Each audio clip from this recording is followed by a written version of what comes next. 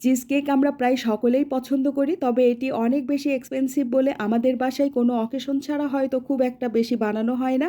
তবে হুটহাট মন চাইছে চিজ কেক খেতে, কিন্তু ঘরে ক্রিম বা ক্রিম চিজ কিছুই নেই। তাহলে কি চিজ কেক খাওয়া হবে না? হবে বন্ধুরা। আজ আমি হাতের কাছে থাকা মাত্র 4টি উপকরণ দিয়ে খুব সহজে একদম দেশি স্টাইলে তৈরি করে দেখাবো চিজ কেক। সময় লাগে অনেক কম, আর খেতে মাসাল্লা ভীষণ মজার। আশা করছি আমার আজকের এই সহজ ও মজার রেসিপিটি আপনাদের কাছে খুব ভালো লাগবে। আর ভালো লাগলে পেজটিতে লাইক এবং ফলো দিয়ে পাশে থাকবেন।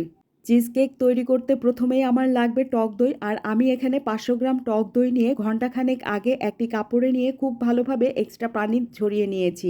এই যে এর টেক্সচারটা দেখেই বুঝতে পারবেন এটি কতটা শুকনো শুকনো হয়েছে। পানি ঝরানো টক দই এখানে আমি একটি বাটিতে নিয়ে নিচ্ছি। টক দইটা একটু ফেটিয়ে দিয়ে দিচ্ছি চিনি 1/4 কাপ, আর সাথে দিয়ে নিচ্ছি রুম টেম্পারেচারে থাকা একটি ডিম। একটু মিশিয়ে এতে এখন দিয়ে নেব 2 টেবিল চামচ কর্নফ্লাওয়ার। এবার সব কিছু একত্রে খুব ভালোভাবে মেশাতে থাকবো যতক্ষণ না একটা মসৃণ ব্যাটার তৈরি হচ্ছে। দেখুন এর ঘনত্বটা কিন্তু এমনই হবে, একটু থকথকে। একটু সময় নিয়ে মিশিয়ে নেব সব কিছু।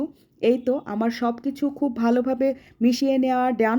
এখন একটি 5 ইঞ্চি সাইজের কেক মোল্ডে বেকিং পেপার দিয়ে নিয়েছি। এবার এই মোল্ডে সম্পূর্ণ ব্যাটারটা ঢেলে নেব। সম্পূর্ণ ব্যাটার ঢেলে নেওয়া হয়ে গিয়েছে। এবার একটি শাঁসলিক কাঠি দিয়ে নেড়ে নিচ্ছি যেন কোথাও কোনো ফাঁকা না থাকে। এরপর মোল্ডটাকে একটু ট্যাপ করে নেব যেন ভেতরের কোনো বাবলস না থাকে। এই তো সম্পূর্ণ প্রসেস ডান। এখন এটা বেক হতে দেব। তার আগে ওভেনটিকে আমি প্রিহিট করে নিয়েছি 200 ডিগ্রিতে 10 মিনিটের জন্য। এখন এতে বেক করতে দেব 180 ডিগ্রিতে 20 মিনিটের জন্য। আপনাদের হাতের কাছে যদি এয়ার ফ্রায়ার থাকে তাহলে সেটাতেও বেক করতে পারেন। এছাড়াও চুলাতে বেক করে নিতে পারবেন। যাই হোক 20 মিনিট পর এই যে চিজ কেক আমার হয়ে গিয়েছে। অনেক গরম, আমি কনভেকশন ওভেনে করেছি তাই উপরটা অতটা বার্ন হয়নি, তবুও যেটা হয়েছে তো ভালোই হয়েছে। তবে দেখুন সাইডগুলো কিন্তু বার্ন হয়েছে বেশ ভালোই, দেখতে বেশ সুন্দর লাগছে। পুরোপুরি ঠান্ডা হওয়ার পর ডিমোল্ড করে দেখিয়ে দিচ্ছি। আমি ফ্রিজে একটু ঠান্ডা হতে রেখে দিয়েছিলাম কারণ চিজ কেক তো ঠান্ডা ঠান্ডাই ভালো লাগে। ডিমোল্ড করে এর উপরে পাউডার সুগার ডাস্ট করে দিচ্ছি। তবে ফ্রিজে রাখার ফলে সুগার ভিজে যাচ্ছে তাই তেমনটা দেখা যাচ্ছে না। এটা জাস্ট দেখার সৌন্দর্যে করে দিচ্ছিলাম। এর উপরে এবার একটা চেরি দিয়ে নিলাম। দেখুন এর লুকটা যা হয়েছে দারুণ, এক কথায় অসাধারণ, খুব সুন্দর দেখাচ্ছে। এবারে কেটে দেখিয়ে দিচ্ছি এর ভেতরটা। দেখুন একদম পারফেক্ট হয়েছে। এর টেক্সচারটা একবার দেখুন, জাস্ট ওয়াও, তাই না? এটা দেখতে যেমন, খেতেও কিন্তু অসম্ভব মজার এবং হেলদি। সম্পূর্ণ দেশীয় উপকরণে দেশি স্টাইলে তৈরি করে দেখালাম দারুণ মজার চিজ কেক।